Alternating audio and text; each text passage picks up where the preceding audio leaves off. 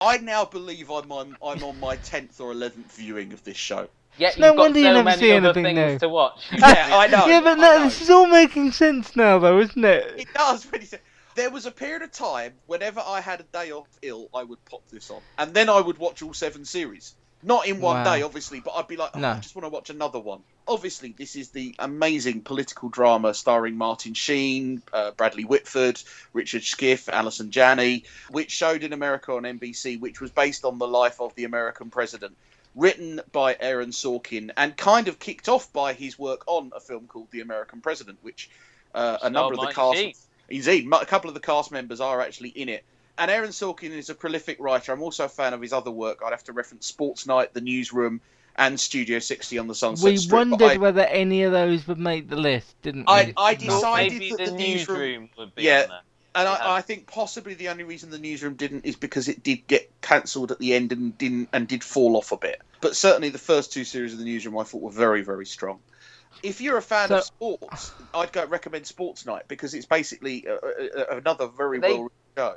They did that more as a sitcom, if I remember. The first series had a laughter track. It did have a laughter track, and it is more comedy. And certainly comedy is a big part of the West Wing as well. But the laugh track never fit in with it. If I just found the laugh track to be off. Yeah, a lot of people did. You can turn it off, apparently, if you buy the box set, which a lot of people have done. If I was a good person and I had time to go back and find all of your conversations on the podcast, I think the West Wing always slides in there at some point. It's that drinking game moment, isn't it? Say, drink up, fans.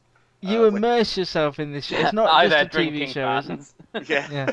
Well, you know they're out there. It must be drunk at the end of this. But, it'd be like every time you mention Dave Jarvu, you know. Is there a reason, apart from the writing and the cast, is there a reason why for you it's always going to be top of the list? A lot of it is the writing and the cast, but I think as well, this is the first TV show that made me cry. And this might sound a bit, I want to say girly, but that's not the right phrase. A little bit soppy, but actually the warmth of the drama and the characters and how you get to know them and how they interact and the things that they say. And I think I've said it before that there's a scene in Series 3 that just gets me every time I see it. You have said it at least 3 times. Yeah, I've said it, so I won't say it again. The beauty is at the moment there is a fantastic... If you're a fan of The West Wing, I highly recommend that you download The West Wing podcast. It's called The West Wing Weekly. And it's by a fan of the show and also one of the stars of the show who played Josh... I think it's Molina, isn't it? It's Joshua Molina, who played Will Bailey and was also in... He was in Sports Night and The American President. That's right, and he's also now in Scandal quite a lot as well. They're going over each of the episodes, and they're bringing stars of the show, or writers, or producers, or music people into the show. And I think for me, The West Wing has the full package: the great cast, the great writing, stirring music and scenes. It is what kicked off my love of American politics. At the end of Series 1, when the president got shot, I think that was just so... those incidents in America, when Lincoln got shot, when Kennedy got shot, when Reagan got shot, they're part of Americana. They live in the law. The JFK thing is part... If you grew up, if you were part of it, that's just quintessentially an American thing. Because for me, I felt that it dipped in quality in the later seasons. A little bit. Especially after Rob Lowe left it. I mean, he was certainly, apart from Marty Sheen, the biggest name. He was the name, wasn't he? He was the name. And he was the cast. It was expected that the show would focus more on him. In fact, one of the great things about The West Wing is that Martin Sheen was only supposed to be a bit part character in the first couple of episodes. In fact, that's why it was and Martin Sheen, wasn't it? That's right. And then he just was so good that he became, Aaron Sorkin started to write him in more. At one time, did they consider not even having the president in it? I believe so, yes. Before they cast Martin Sheen, they had conceded sort of always having the president like a shadowy figure that just arrives or they go into the Oval Office and then he joins them and they cut to another scene. Martin Sheen was just so damn good, and he just became... I mean, a lot of people in that time would have voted for him over the presidents that they had. That over was one Bush. thing. Yeah, that's the thing, is that he became such a good actor. People in America would have voted for an actual Bush. Yeah, over Bush, I think, over at one the of time. the Bushes. Yes, they tapped into very much the Clinton administration stuff and the scandal that around him.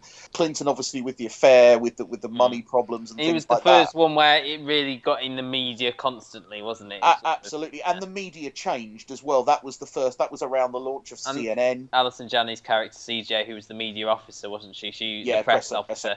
She was one of the biggest characters in this because of the media being so prominent in modern politics, and I think her character was probably my favourite, if I'm honest. These are Gary's Desert Island Dramas. Oh, Josh? Yeah. The federal page of the Washington Post just called Carol to confirm that you're the Josh Lyman who stated on an internet website that the White House could order a GAO review of anything it wants. Without threatening the separation of powers, is what I was saying. You posted on a website? I was communicating with the people. Really? CJ, it's a crazy place. It's got this dictatorial leader who I'm sure wears a muumuu and chain smokes parliaments. What did you go there for in the first place?